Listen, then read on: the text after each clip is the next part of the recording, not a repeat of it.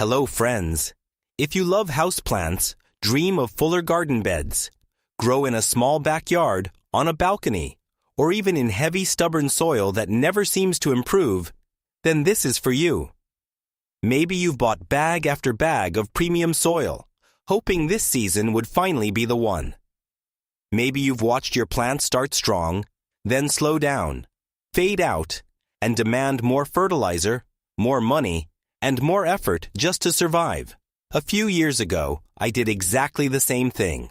I spent hundreds on beautiful bags of raised bed soil, filled my new boxes, and felt proud of how clean and perfect everything looked. But that pride did not last. By the second year, that expensive soil had sunk, dried out, and turned lifeless. My tomatoes struggled, my beds felt empty, and I realized I had made one of the biggest mistakes a gardener can make. I was buying something that looked rich instead of building something truly alive. And that changes everything. Because real soil is not just something you fill a bed with. It is a living system.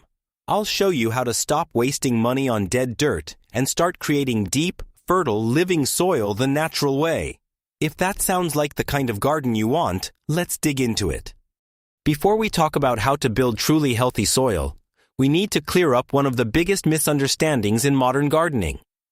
A lot of people believe that if a bag says raised bed soil or premium garden mix, then it must be the right foundation for strong, productive plants.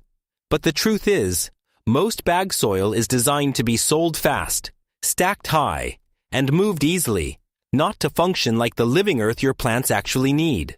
Real topsoil is not something that appears overnight. Nature takes years, even centuries, to build it.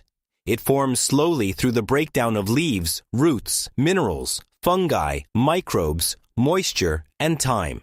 That rich, dark, crumbly soil we all dream about is the result of a living process. So when we see soil sold like a quick consumer product, we should pause and ask a simple question.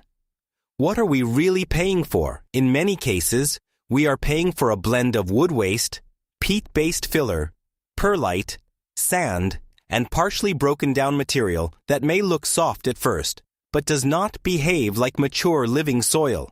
One of the biggest problems is that these mixes often contain too much undecomposed woody matter.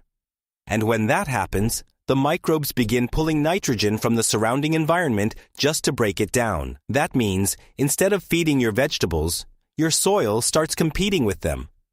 Your plants look hungry, pale, and slow, and you end up reaching for fertilizer again and again just to keep them going. And there is another issue gardeners do not talk about enough. Once these bags are processed, sealed, stacked, and stored, much of the biological life that makes soil valuable is either reduced or completely missing. So what you bring home may fill a bed, but it does not create an ecosystem. It gives you volume, not vitality. And once that illusion wears off, you are left with sinking beds, tired plants, and the feeling that you have to keep buying your way out of the problem. But the good news is there is a better path, and gardeners have known it for a very long time. If bag soil is not the answer, then how do you start a productive garden? Especially if your ground is compacted, grassy, or hard like brick. This is where we can learn from one of the smartest gardening traditions of the past. Long before modern stores turned gardening into a shopping habit, people were growing abundant food by building soil from whatever nature and the household already provided. They did not wait for perfect ground. They created it. One of the most practical methods is often called sheet composting, or more simply lasagna gardening, and it works because it does not fight the land underneath. It works with it. Instead of digging everything up, hauling soil in, and trying to replace what is there, you begin by covering the surface and building new life on top. That is such an important shift in thinking. You are no longer trying to force the ground to become something else overnight. You are creating the conditions for life to move in and do the work for you. The first step is simple. Lay plain brown cardboard over the grass or weeds, making sure the pieces overlap so light cannot sneak through. Then soak it well. This layer helps smother unwanted growth. But more than that, it starts the invitation. Moist cardboard becomes food for earthworms and soil organisms below. They begin rising up from the native ground, feeding, tunneling, and connecting the old soil to the new layer you are building. Then comes the part that changes everything. You start layering your materials the way you would build a compost pile right in place. A layer of dry leaves, straw, or other carbon-rich material. Then a layer of kitchen scraps, fresh grass clippings, or other nitrogen-rich greens. Then another layer of browns. Then greens again. Water each layer as you go and let the whole bed settle into a moist, balanced system. Over time, those layers begin to soften, collapse, and transform into a deep, rich, growing space full of biological activity. What I love about this method is that it completely changes how you see so-called waste. Autumn leaves are no longer mess. Grass clippings are no longer something to throw away. Even plain cardboard becomes part of the growing cycle. Little by little, you stop buying fertility and start building it. Once you have created that living surface layer, the next question becomes just as important. How do you protect it without destroying all the progress you have made? This is where many gardeners accidentally undo their own success.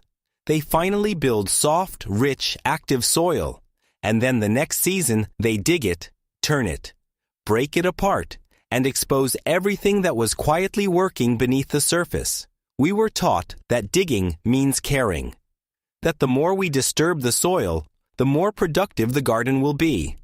But in reality, healthy soil is not improved by constant disruption. It is improved by stability.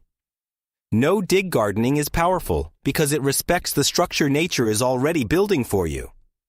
Beneath the surface, fungi are connecting particles of soil. Worms are tunneling through it. Microbes are cycling nutrients through every layer. Moisture is being held more evenly. When you till or dig deeply, you interrupt that entire system. You break fungal pathways, expose buried weed seeds to light, and dry out the natural structure that allows roots to move easily and breathe. That is why some of the most productive gardens in the world are maintained with a surprisingly gentle approach. Instead of turning the ground over each season, you simply feed the top. A fresh layer of compost spread across the surface is often enough to keep the system moving in the right direction. Rain carries nutrients down. Worms pull organic matter deeper. The soil becomes more open, more resilient, and easier to manage year after year. And the beauty of this method is not just in the harvest. It is in how much calmer gardening becomes. You spend less time fighting weeds, less time dragging tools around, and less time exhausting yourself trying to control every inch of the bed.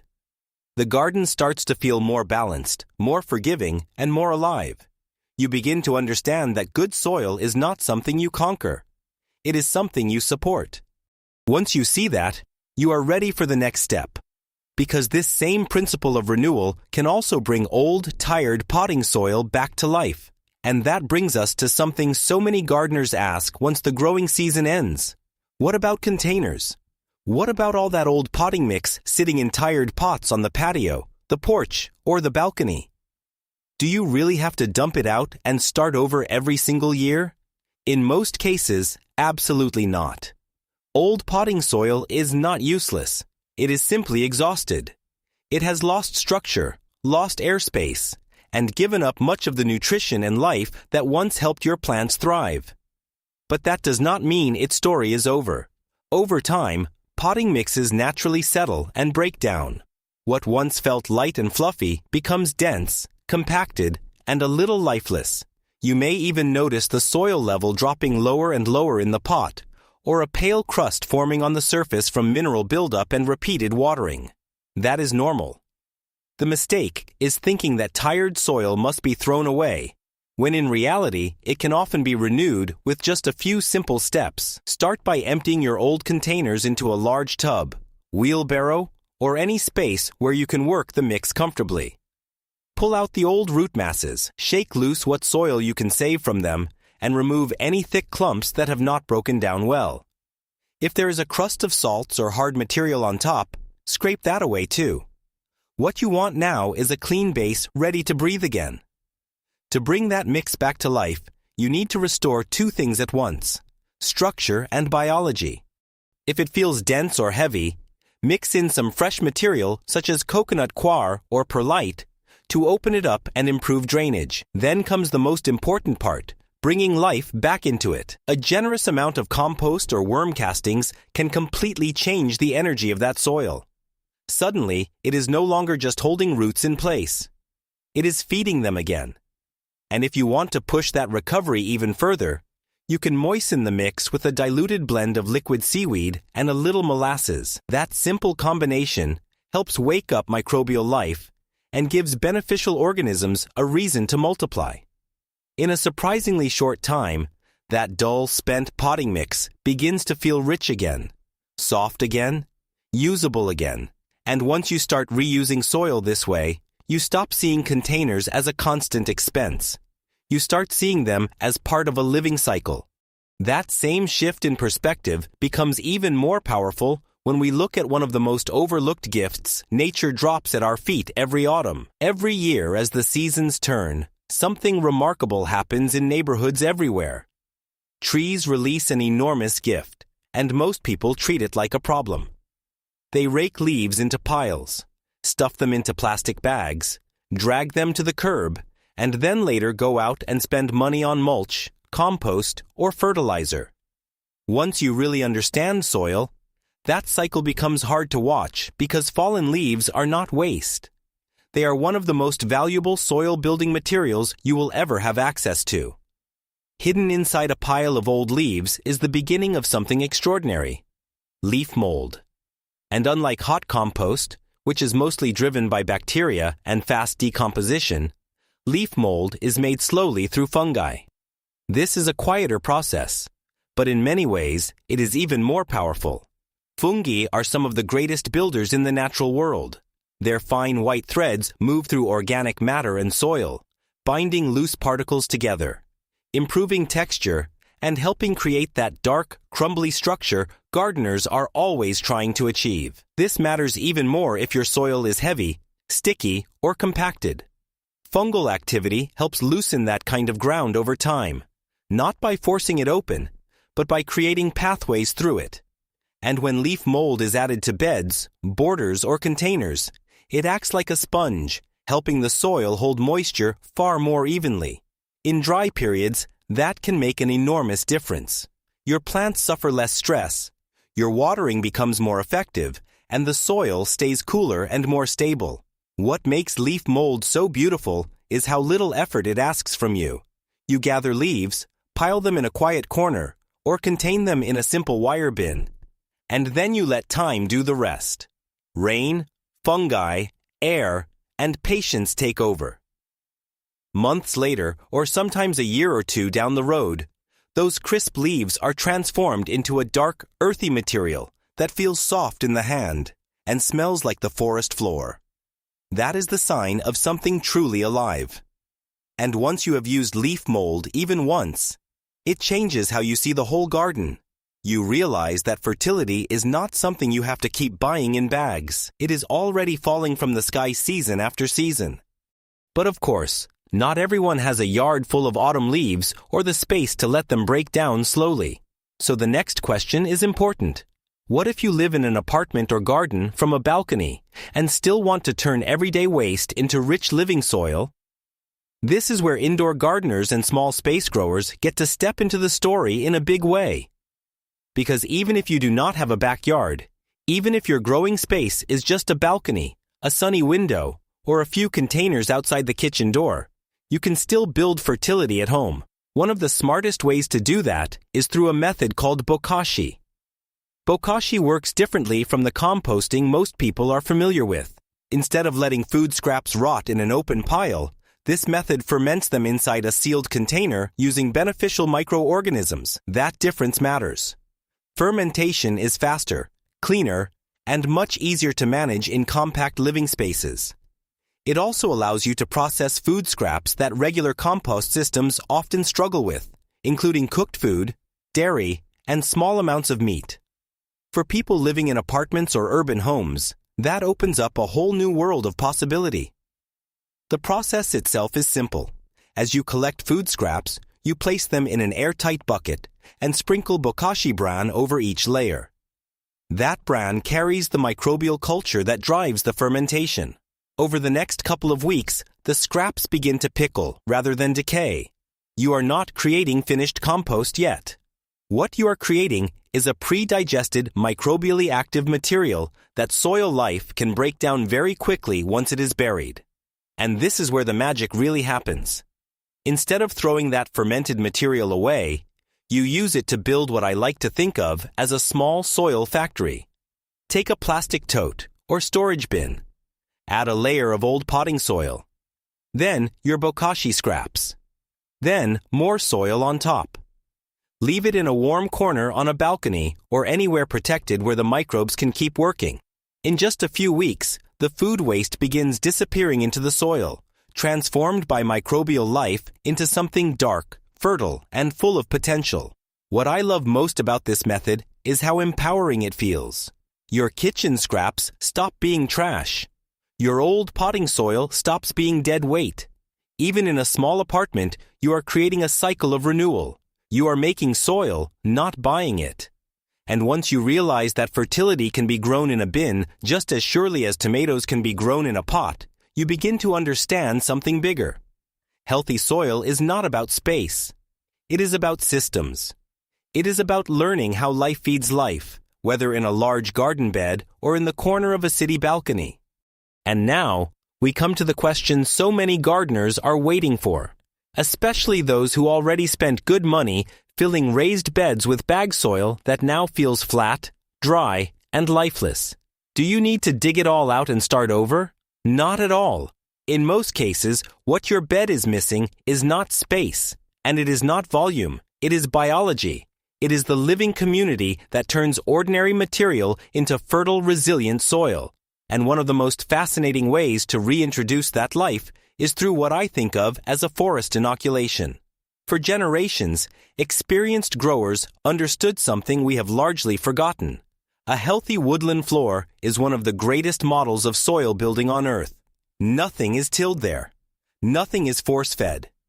Leaves fall, roots grow, fungi spread, organisms feed, and year after year, the soil becomes richer, darker, softer, and more alive. That is the pattern we want to borrow. A small amount of healthy woodland soil can act like a starter culture for a struggling garden bed. Just beneath a loose layer of dry leaves in an undisturbed natural area, you often find dark, crumbly material full of microbial life and fungal activity. When a little of that biology is introduced to the surface of a raised bed, it can help reconnect that bed to the wider logic of nature. Suddenly, the soil is no longer sitting there as an isolated product. It is beginning to function more like a living system again. And that is the part that still amazes me. In something as small as a handful of healthy soil, there can be an extraordinary world of life already at work. Bacteria, fungal threads, microscopic decomposers, and countless interactions we never even see. Once those living relationships begin expanding through a bed that was once sterile or depleted, the change can be surprisingly fast. Texture improves. Organic matter starts breaking down differently. Moisture holds more evenly. Plants respond with stronger, steadier growth. It is as if the bed finally wakes up. What makes this idea so powerful is that it reminds us we do not always need more products. Sometimes we need more life. We need to stop treating soil like an empty container and start treating it like a community. And once you understand that, you begin to see that building soil is about much more than improving a garden. It changes the way you think about your role in the natural world itself. Because in the end, this is about more than saving money on potting mix or finding a smarter way to fill a raised bed. When we stop buying dead dirt and start building soil, we step out of a cycle that teaches us to consume first and understand later. We begin returning to something older, quieter, and far more meaningful. We begin participating. That is one of the deepest lessons gardening has to offer. Soil is never just soil. It is memory, transformation, decay, renewal, and patience all happening at once. Every compost bucket, every layer of mulch, every handful of leaf mold, every worm working unseen below the surface is part of a living exchange. And when we learn how to support that exchange instead of interrupting it, something changes not only in the garden, but in us. I have seen this again and again over the years. People begin gardening because they want better vegetables, healthier houseplants, or a more beautiful space outside the window. But somewhere along the way, they discover something larger. They find that working with the soil slows the mind. It teaches observation. It teaches humility. It teaches us that life does not respond well to force, but it responds beautifully to care. There is something profoundly healing about bringing dead ground back to life. Watching hard soil soften. Watching worms return. Watching a place that once seemed empty begin to hum with growth again. In that process, many gardeners realize they are being restored too. Not in some dramatic instant way, but quietly, season by season, the same way the soil heals, through small acts repeated with patience. And maybe that is why this matters so much. Building your own soil teaches you that waste is rarely waste. It teaches you that abundance is not something you buy ready-made. It is something you build through attention, through trust in natural processes, and through a willingness to work with time instead of always trying to outrun it. The more we understand that, the more clearly we see that we are not separate from the earth beneath our feet. We are bound to it. And when we care for it well, it gives that care back in ways that go far beyond the harvest. So now, I want to leave you with a question. After everything we have talked about today, what are you going to build with the ground beneath your feet? Maybe you are ready to layer a new bed and try the lasagna method for the first time. Maybe you are inspired to save your old potting mix and bring it back to life. Maybe you are going to start collecting autumn leaves, set up a simple bokashi system, or begin looking at your kitchen scraps in a completely different way. Whatever your next step is, I hope this helped you see soil differently.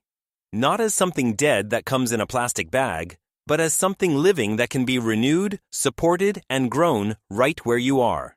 And once you understand that, gardening becomes more than a hobby. It becomes a way of seeing the world. If this inspired you, let me know in the comments what method you want to try first. I would genuinely love to hear what you are building in your own garden, on your balcony, or around your home.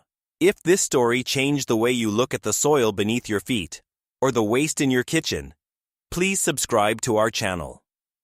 We are uncovering the natural wisdom and history that they have tried to bury. Let's cultivate a better future together. Our next treasure of knowledge will be opening soon. Like this video and share it with a fellow gardener to help us grow this community. Keep growing, keep learning, and I will see you in the next one.